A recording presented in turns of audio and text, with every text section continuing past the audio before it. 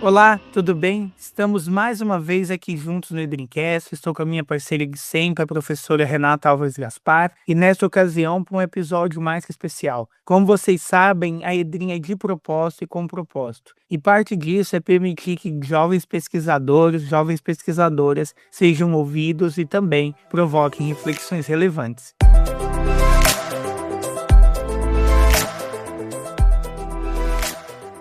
E é para isso que hoje a gente recebe a professora Mayra Fagundes, que foi a selecionada através da seleção de jovens pesquisadores da EDRIM, um processo aí que a gente recebeu várias aplicações e selecionou dentre elas uma, mas sem dúvida fica para você que está nos ouvindo a oportunidade de aplicar na próxima edição, sem dúvidas aí é uma proposta que vem para ficar com o intuito de que a gente consiga perceber também aquilo que os jovens, as jovens da Academia de Direito Internacional e Relações Internacionais vem fazendo com propósito e de propósito. E acho que o tema não poderia ser melhor para essa discussão, considerando o momento em que nós vivemos. Hoje nós vamos discutir a OMC, a Organização Mundial do Comércio, a importância, a relevância do comércio internacional para o estágio da globalização, para o desenvolvimento sustentável, para o conhecimento de outras culturas jurídicas. Foi o comércio internacional que trouxe tudo isso, é indubitável. Mas ainda assim, mesmo vivendo em uma sociedade que foi estruturada pelas relações comerciais,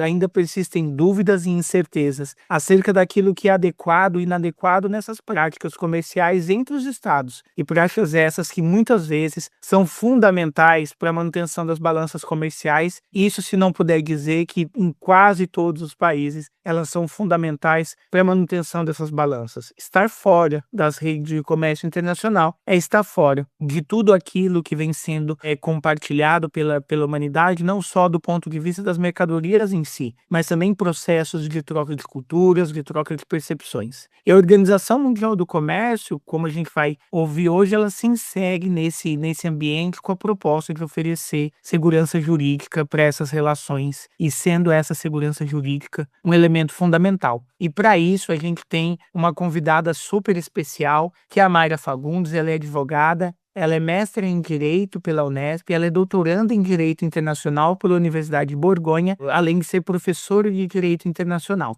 E para que a gente possa dar início a esse debate, eu passo a palavra à professora Renata Alves Gaspar, cumprimentando e agradecendo aí pelo início de mais uma temporada junto comigo aqui à frente do Edrincast. Olá a todas e a todos. Como o Paulo falou, essa é uma edição muito especial para mim, não só para a escola, porque todos aqueles que acompanham minha trajetória sabem a importância que eu dou à formação de novos profissionais, né? Eu sempre gosto muito de colocar toda a minha atenção naquelas pessoas que estão em processo de formação, porque eu quero sempre confiar no futuro, e o futuro está nas pessoas que estão em formação. Então, pensar num edital para jovens pesquisadores é como pensar na menina dos meus olhos, né? Eu quis fazer isso com o apoio do Paulo e da escola, para a gente dar voz para quem está no processo de formação, porque essa voz é uma voz que importa. Então, esse Dreamcast, ele para mim, é tão mais importante do que todos os outros que a gente vem gravando com especialistas já consagrados. E mais ainda esse tema, né, Paulo? Porque é um tema que nos une, que é o direito do comércio internacional. Entre as nossas pesquisas e tantas inquietações, a gente sabe que essa é uma ponte segura entre o seu trabalho e o meu trabalho, e não dá para a gente falar de direito do comércio internacional se a gente não entende o que é a OMC, o que ela representa num mundo civilizatório, mesmo com todas as críticas devidas, porque tudo que está em processo de formação merece crítica, mas a gente sabe que as instituições contemporâneas que juridificam as relações internacionais, elas importam, porque elas fazem com que a gente consiga, às vezes não sempre de forma óptima, mas pelo menos com um caminho seguro, tentar alijar um pouco a força brutal do poder, tentando fazer com que as regras jurídicas prevaleçam sobre qualquer outro apetite que não seja de relações igualitárias, democráticas, ou pelo menos medianamente, desde essa perspectiva. Então, trazer a Mayra, uma jovem pesquisadora que trabalha esse tema num momento tão importante, engrandece ainda mais esse episódio. Então, eu já te agradeço, Mayra, que eu sei que não é simples abrir um lugar na agenda, né? Desde essa perspectiva de um trabalho de pós-graduação e outras questões da vida de cada um, e você ter aberto a sua agenda para estar aqui com a gente é um motivo de alegria e de honra para a escola. E já antes de te passar a palavra, eu já vou te passar a palavra com a nossa primeira pergunta. Então, como se diz no popular, vamos começar do começo. O que é a OMC? Olá a todos os ouvintes. Eu queria inicialmente cumprimentar a todos que estão nos ouvindo, agradecer à professora Renata Álvares Gaspar, ao professor Paulo Oliveira, né, pelo espaço. Dizer que para mim é uma alegria muito grande poder participar do Edrincast, sobretudo nesse quadro do Jovem Pesquisador, né, nesse episódio inaugural do quadro do Jovem Pesquisador, e parabenizar a Edrim por essa iniciativa, né, que, sobretudo, visa dar espaço àqueles que estão em formação, como a professora Renata bem pontuou, né? Então, iniciativa louvável, queria agradecer e parabenizar. E respondendo à pergunta da professora, bom, a OMC é um organismo internacional que iniciou suas atividades institucionalmente em 1995, né? Ou seja, é uma organização relativamente jovem, né? Completando seus 30 anos de idade neste ano corrente de 2025. Foi criada para disciplinar o comércio internacional e tem como papel justamente o de funcionar como supervisora das obrigações assumidas por seus membros, né? E, ao mesmo tempo, servir como um foro de negociação comercial. E aí é importante destacar que quando a gente fala em foro, normalmente a gente pensa em jurisdição, em instância adjudicatória. No entanto, cabe esclarecer que a OMC não é uma corte internacional. Não existe um tribunal comercial na OMC. O que a gente tem é o sistema de solução de controvérsias, que a gente vai falar, que é bastante singular, inclusive, cheio de peculiaridades, mas a OMC ela não é dotada, ela não faz esse papel de corte comercial, não existe um tribunal comercial, né? E também, só para contextualizar, né, historicamente falando, a OMC ela surgiu como sucessora, vamos dizer assim, né, daquilo que era o GATT, né? O GATT ele era um acordo com contornos institucionais, que, através de suas rodadas, buscava fazer o que a OMC faz institucionalmente hoje. Então, ela é a consolidação de tudo aquilo que já se desenhava no GATT, desde 1947, né, em suas diversas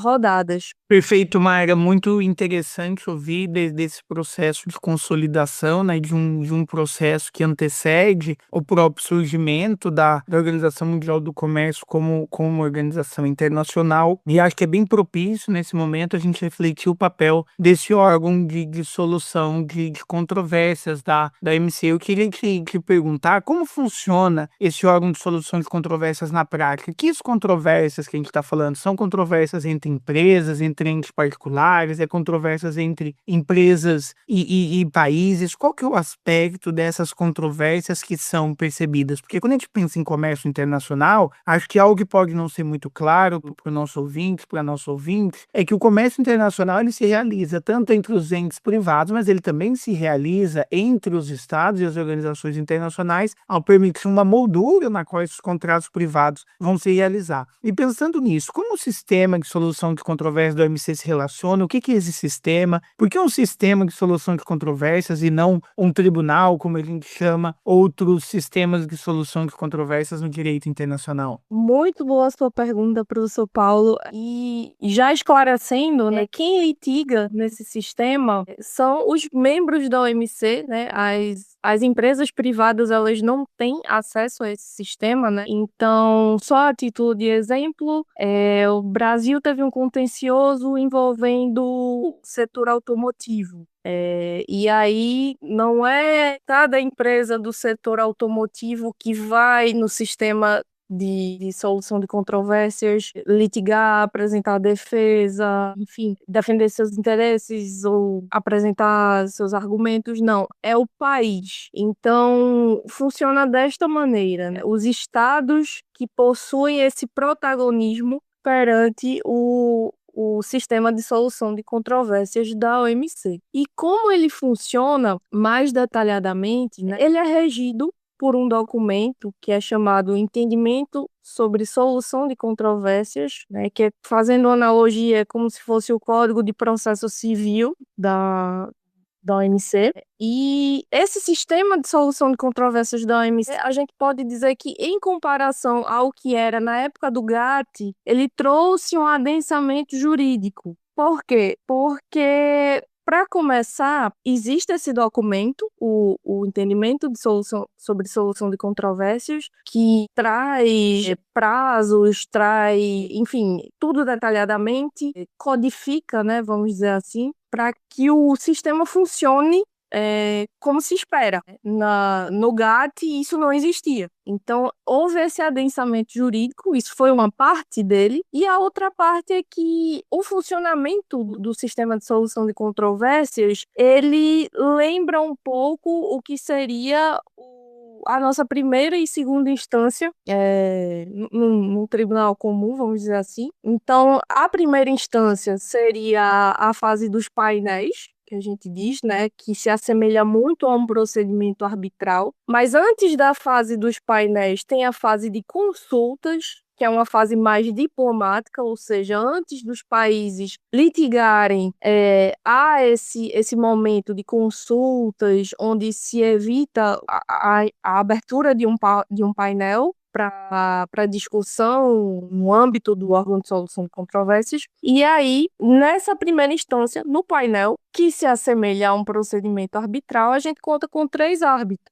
que vão analisar o caso. E aí, uma das partes que se sinta desfavorecida, ela pode apelar dessa decisão do painel. E aí ela apela para a segunda instância, que seria o órgão permanente de apelação, ou o órgão de apelação, né, que é composto por 7 juízes, com notório saber jurídico sobre direito internacional e direito internacional do comércio. E para a doutrina, esse sistema ele tem uma natureza jurídica híbrida, porque mistura, né, o que seria algo semelhante ao procedimento arbitral e algo semelhante a uma instância adjudicatória, né, que seria o órgão de apelação. Então, a doutrina chama de um sistema quase judicial, né? Outra coisa que a gente pode destacar, né, o que marca o adensamento jurídico da OMC é justamente o estabelecimento desse órgão de apelação, né, que visa garantir esse duplo grau de jurisdição, né? O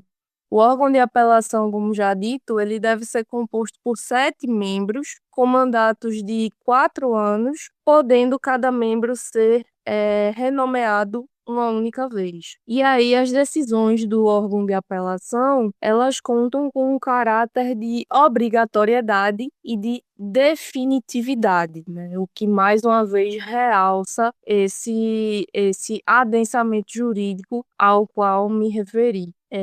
E um outro aspecto muito controverso, ao menos ao meu ver, do sistema de solução de controvérsias é o sigilo que prepondera, né? As audiências elas não são acessíveis ao público. Existe uma confidencialidade nas reuniões de deliberação dos painéis, né? Então, existem vários questionamentos com relação a transparência insuficiente, né, no âmbito de uma organização que trata de questões comerciais e cujas decisões atingem a todos nós. Então, isso seria algo que é algo inquietante, né? É algo que renderia boas discussões também. A gente sabe que, mesmo tendo um caráter híbrido, né, o painel de solução de controvérsias da OMC, ou o sistema de solução de controvérsias da OMC, se a gente pensar assim friamente, pelo menos desde o meu sentir, né, com uma lupa, a gente sabe que esse é o sistema que, quando funciona, é o que melhor funciona. E eu costumo dizer isso para os alunos, porque se a gente colocar como ponto de comparação, vamos supor, um tribunal internacional, como por exemplo a Corte Interamericana ou mesmo o TPI, a gente sabe que lá a gente tem o problema de executividade das decisões, o que não ocorre no âmbito da OMC, porque uma vez que esse painel ele consegue, porque aí é outro tema, né? Mas quando ele consegue ser completo e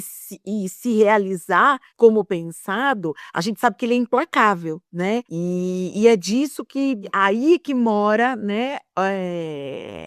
O coração que permitiu o desenvolvimento da OMC como a gente vê hoje. Então, por tudo isso, eu gostaria de fazer um complemento, né? Na verdade, a primeira pergunta que eu tinha feito a você, no seu sentir, assim, de jovem pesquisadora, no atual estágio das suas pesquisas, como você vê esse sistema de solução de controvérsias no âmbito das relações internacionais? Qual a importância dele? Porque, assim, a gente sabe que o direito internacional sem RI, ele falta uma perna, né? E o contrário é verdadeiro. Que a gente sabe que trabalhar com relações internacionais e com direito internacional, a gente está falando de duas áreas do conhecimento humano que são simbióticas e necessárias simbioticamente. Então, no seu sentir mesmo, no seu estágio de pesquisa, no seu estágio de vida, eu gostaria muito de te escutar, para você, qual a importância da OMC, sobretudo por causa desse seu adensamento jurídico que vem do seu sistema de solução de controvérsias, para as relações internacionais. Perfeito, professora. Então, o que eu costumo dizer é que a OMC, no meu sentir, e acho que para alguns outros pesquisadores da área também, carece de uma reforma, e o momento que a gente está vivendo indica isso, né? A gente vai tratar um pouco mais desse assunto posteriormente, mas carece sim de uma reforma. Apesar de que é o que temos para hoje e é o que vem dando certo, né? Ou pelo menos até uma parte, né? Até 2019, até dezembro de 2019. Mas é a única organização nessa esfera que a gente tem uma quantidade de membros atuantes no comércio internacional, uma quantidade expressiva de membros atuantes no comércio internacional, né? Então, ao meu sentir, a OMC é um órgão que vem cumprindo seu papel, mas nitidamente precisa sim de uma reforma. E a gente constata isso. Se a gente abre o site da OMC, a gente vê que sempre vai ter lá algo relacionado a uma intenção de reforma, sempre. Então, assim, é algo que, não só enquanto pesquisadora, mas enquanto alguém que tem essa curiosidade, enquanto cidadã, né, eu entendo como uma organização que funciona, mas que sim tem suas carências. Isso própria do seu momento histórico, né, de criação e o desenvolvimento dela, talvez, não sei. Exatamente, até porque a rodada Doha, né, não avançou muito, não avançou, na verdade. Então, tem uma série de questões que precisam ser tratadas, né, que precisam, por exemplo, a questão do funcionamento do órgão de apelação, que a gente vai falar, a questão do tratamento aos países de menor desenvolvimento relativo, a questão do tratamento aos países em desenvolvimento, né? Quem são os países em desenvolvimento? Quem são os países emergentes? É porque existe essa diferença e muitas vezes um país emergente, ele quer ter direito a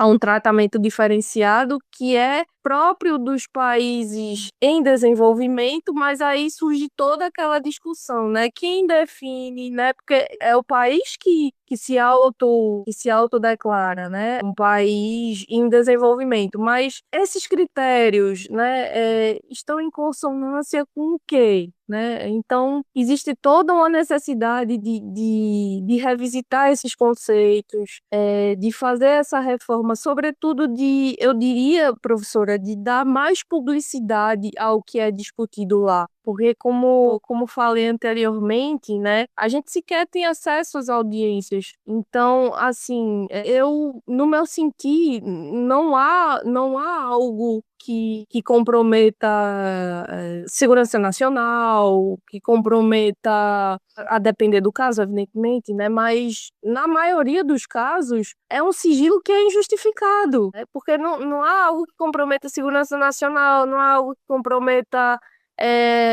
alguma discussão de propriedade intelectual. Então, no meu sentir, é uma outra questão que poderia ser melhorada, né? Ser parte dessa reforma. Essa questão da transparência e da publicidade. Para que a gente, como cidadão, para que a gente, também como pesquisador, a gente tenha mais acesso, né? A gente tenha as informações, porque eu lhe digo, não é fácil conseguir, não é fácil ter acesso a algumas informações até para minha pesquisa. Eu tenho que contatar alguém oficialmente para pedir, para buscar uma informação que não consta no site oficial. Então, é algo que eu acrescentaria como parte dessa potencial reforma.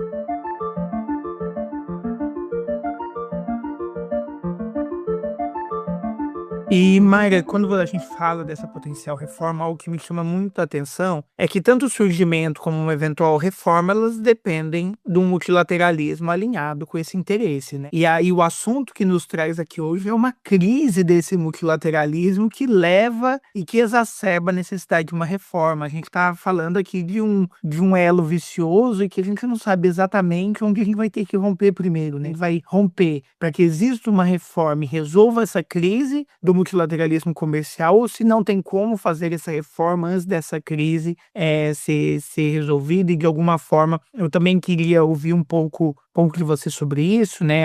Se a gente pensar naqueles que falam da fragmentação do direito internacional, aí principalmente o professor Koskiniene, né? A preocupação de que vários desses momentos em que o multilateralismo permitiu à sociedade internacional a criação desses organismos, eles não voltarão mais. A gente não conseguiria, a gente não viveria uma Rio 92 novamente, a gente não viveria as rodadas da MC novamente. Mas a gente está diante de um órgão que foi criado, como você trouxe aí, a importância para o que é fundamental. Não existe economia sustentável sem economia, não existe desenvolvimento humano sem economia. A gente está diante de um órgão que ocupa um papel central. E eu queria, aí ao mesmo passo que você comenta um pouco como você entende, se há possibilidade ou não dessa reforma, que você contasse para a gente um pouco por que o sistema de solução de controvérsias da OMC está paralisado. Ele realmente está paralisado? Isso é um fim? Esse sistema pode ser de algum modo reativado? Queria ouvir um pouco de você pensando também nessa perspectiva da reforma e daquilo também que essa reforma possa não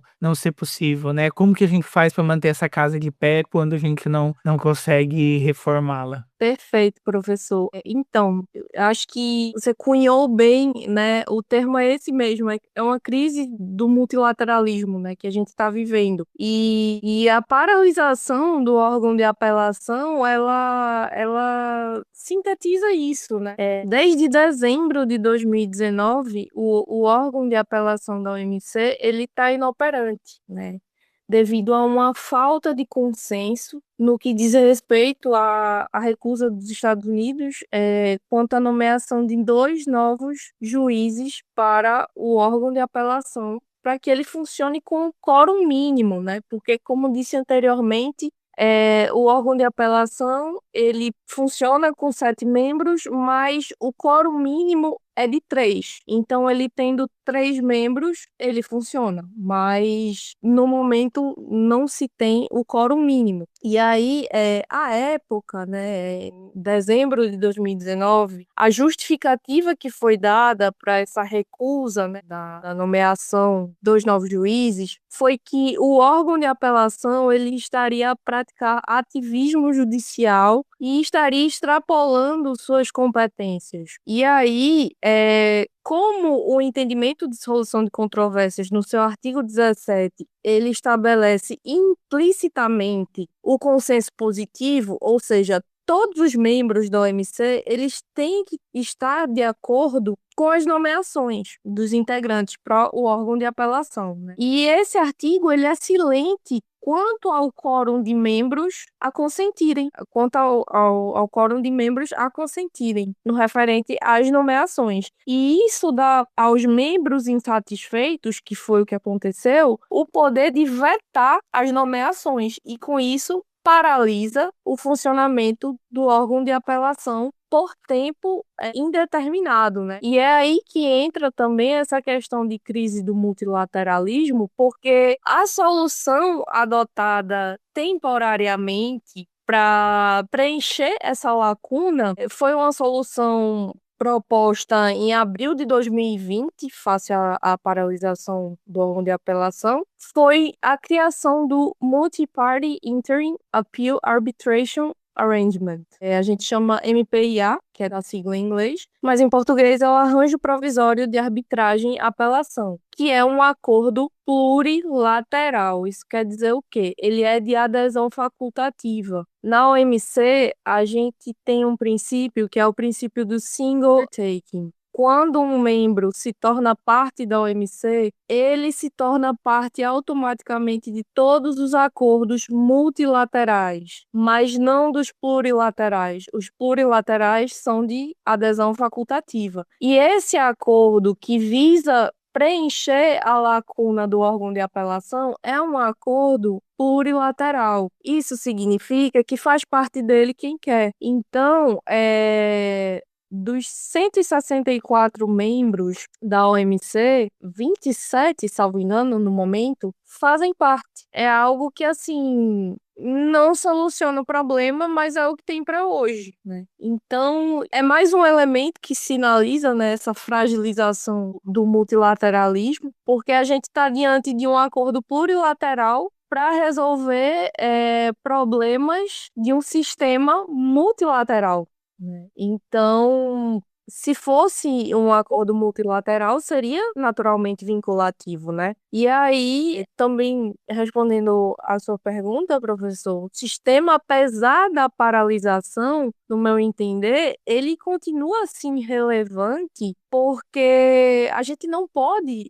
desprezar toda a jurisprudência que já foi construída ao longo desses anos, né? E como é algo indefinido, não dá para condicionar a sua relevância ou não ao tempo de paralisação, porque esta é a situação como está hoje. Não sabemos quando isso mudará, porque dependerá dos ânimos de alguns membros. E é isso, né? Isso é algo a se discutir também para uma eventual reforma, né? O poder que os acordos plurilaterais têm, o que é que pode ser objeto de acordo plurilateral, porque aí nesse caso, como eu disse, é um acordo plurilateral tentando sanar um problema multilateral. Não sei se ficou muito engraçado, né? Não, ficou super claro. O engraçado é a gente pensar que essa mesma sua fala, no sentido de que há uma jurisprudência que não pode ser desprezada, ela é parte do problema da paralisia, né? Porque uma das questões que países como Estados Unidos levantam era a vontade desse órgão de solução de controvérsias fazer jurisprudência de algumas questões que, de forma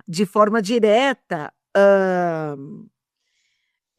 afetaria os Estados Unidos, né? Ele não contaria mais com cada painel. Se tivesse uma jurisprudência, já se sabia que determinadas práticas não poderiam haver. Então, a sua fala, para mim, foi até impactante, né? Escutar, pensar que a gente tem uma instituição forte e que a jurisprudência não pode ser desprezada, justamente por isso que, por ela ser tão importante, é que sofre esse ataque. Mas como você estava dizendo, chegamos ao ponto da reforma, né? Então, quer dizer, precisa de uma reforma. Não é só queremos uma reforma, é que ela é fundamental para a própria subsistência. E aí, como pesquisadora, o que você está vendo de movimento nesse sentido? Há mesmo uma vontade de reforma? Que iniciativas você tem percebido nesse sentido de caminhar para? Porque a gente sabe que uma reforma de uma instituição como a OMC, com a sensibilidade que toca, ela não é simples, mas a gente pode ir analisando os passos nesse caminho ao andar. Passos nesse caminho ao andar? Então, professora, eu tenho dedicado uma parte da minha pesquisa também a essa questão da reforma e o que a gente tem discutido aqui, sobretudo na região onde eu estou fazendo o doutorado, estamos próximos, né? Aqui a região da Borgonha, ela é muito próxima de Genebra. Então, estamos próximos fisicamente da OMC. O que acontece? O que a gente discute é que, sim, é uma organização de peso, tem questões comerciais que a gente não vai conseguir tratar em outras esferas. Muitas pessoas dizem, mas tem o CIRDI. Ok, mas não é a mesma coisa, não é a mesma matéria. Ok, é comércio, mas não é a mesma matéria, não são os mesmos atores, é diferente. Esses dias eu estive numa livraria e estava procurando obras sobre o CIRDI, justamente para fazer um comparativo para minha tese. E aí, quando eu cheguei na livraria, o atendente lá disse, mas o Siri está morto. Eu disse, mas como assim? Não é possível. E a OMC, em contrapartida, a gente não ouve alguém falar que a OMC está morta. A gente pode ouvir falar de paralisação, a gente pode ouvir que está havendo um inércia em determinado ponto, mas a OMC, de uma forma ou de outra, ela é notícia. Então, é algo assim que eu tenho observado, né? E tenho refletido bastante para a tese, porque essa questão da reforma com certeza é algo que vai estar no centro das discussões da minha tese, porque ainda está um pouco embrionária, né? Assim, ainda estou no começo da pesquisa, mas a reforma em si, trataremos dela sim, né? Sobretudo por conta dessas questões que me inquietam pessoalmente, como já disse anteriormente, né? A questão da transparência, a questão da fragilização do multilateralismo, né? Então, perceba que temos este acordo plurilateral para resolver problemas multilaterais, mas, por exemplo, quem tem uma discussão com membros que não são parte do MPIA, esses litígios permanecem não resolvidos. E aí? O demandante, ele fica a ver navios? Então, é algo preocupante, né? A gente já está em agosto de 2025 e o órgão de apelação permanece inoperante desde dezembro de 2019, né? Atualmente, como eu tinha dito, 27 dos 164 membros da OMC, eles fazem parte desse acordo. O Brasil é um deles, né? Mas vale também lembrar que esse acordo, ele foi pensado como uma solução temporária para essa paralisação, porque o órgão de apelação, ele não pode ser dissolvido, ele tem caráter permanente, é órgão permanente de apelação, então ele não pode ser dissolvido. Daí a disjuntiva, né? Ele não pode ser dissolvido, mas ele não é alimentado. Estamos nessa encruzilhada.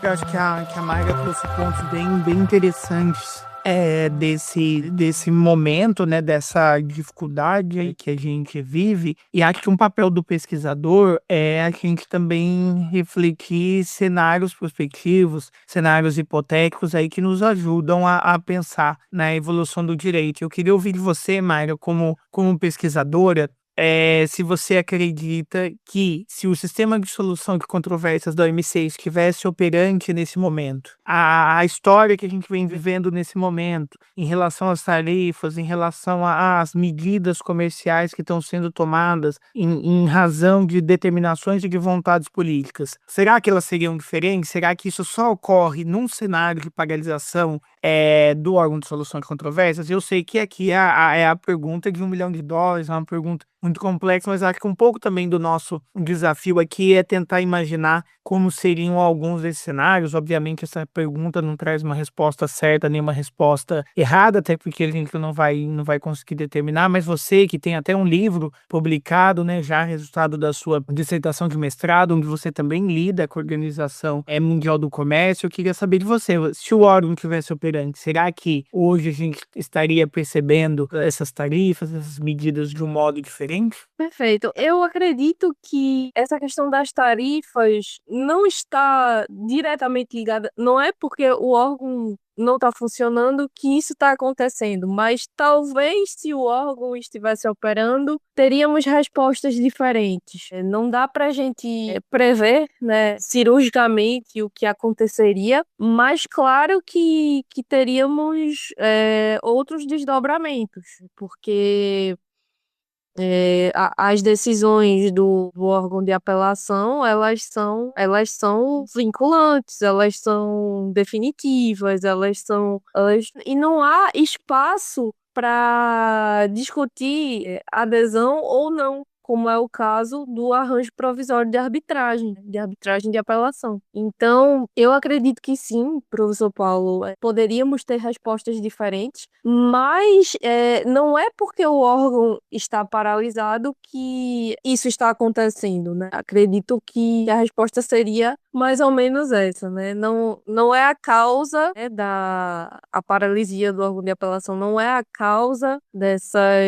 elevação de tarifas, mas caso estivesse operando em sua plenitude, caso estivesse operando normalmente, poderíamos sim ter outros desdobramentos. Não dá para prever cirurgicamente quais exatamente, né? Concordo em gênero e número e grau com você. Nossa senhora, achei cirúrgica essa sua avaliação, né? Eu adorei Sem mesmo. dúvidas, gostei bastante aí de como pensou esses elementos e como eles iam interagir, e acho que a resposta trouxe uma inteligência analítica de que não é confiar só naquilo que está paralisado para dizer que seria a solução, né? Porque muitas vezes é uma facilidade, uma escapatória acadêmica que a gente tem. Eu vou confiar naquilo que não está funcionando, porque só aquilo poderia salvar. Já que eu não tenho aquilo, isso nos impede de pensar em outras alternativas, como você trouxe aí com muita sabedoria. Mas, professora, desculpa, eu acabei te interrompendo aqui no comentário. Não, eu achei ótimo essa sua colocação. Eu acho que serve para a OMC, mas não é só para a OMC.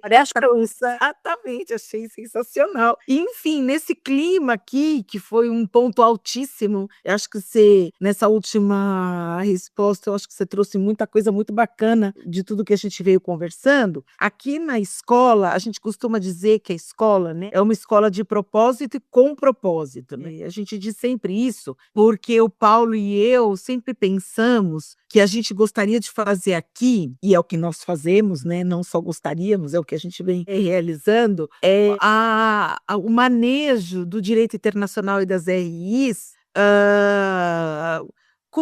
com essa visão de que quem está no centro de tudo são as pessoas, né? E é o interesse das pessoas que tem que ser relevante no fim das contas. Não importa a equação que você pretenda fazer para dar resposta jurídica, o que a gente não pode esquecer nunca é que realmente as pessoas estão no centro de tudo isso, né? São os grandes destinatários, e não só como um mandato bonito para se dizer nos órgãos internacionais, mas como uma realidade de vida. Então, por isso que a gente diz que a escola é de propósito propósito e com propósito. A gente sempre procura entregar o que a gente promete que vai entregar, e nesse sentido, eu gostaria de uma reflexão livre sua, ao final, sobre o propósito e ser de propósito, como que você vê a OMC, pensando desde essa perspectiva, como uma reflexão livre mesmo, né? Perfeito, professora.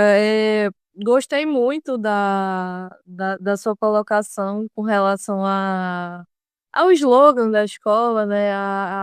Não sei se slogan, mas a filosofia da escola, né? Vamos dizer assim. É exatamente isso. Eu comungo dessa filosofia. Acredito que muita gente pensa em direito internacional como algo muito afastado da nossa realidade, né? E eu sempre tento desmistificar isso, principalmente para os meus alunos, porque como eu sou professora de direito internacional público, são aqueles alunos do 9º período que estão preocupados em estudar para a OAB, que estão preocupados com o TCC. A maioria não se interessa muito com direito internacional porque tem essa ideia de que é algo que não vai afetar a sua vida, não vai, é algo muito afastado de sua realidade, então para eles é pouco interessante. Então, sempre que posso, eu tento desmistificar isso, né? A gente tem que sim pensar nas grandes discussões que acontecem nos foros internacionais como discussões que vão refletir na nossa realidade, né?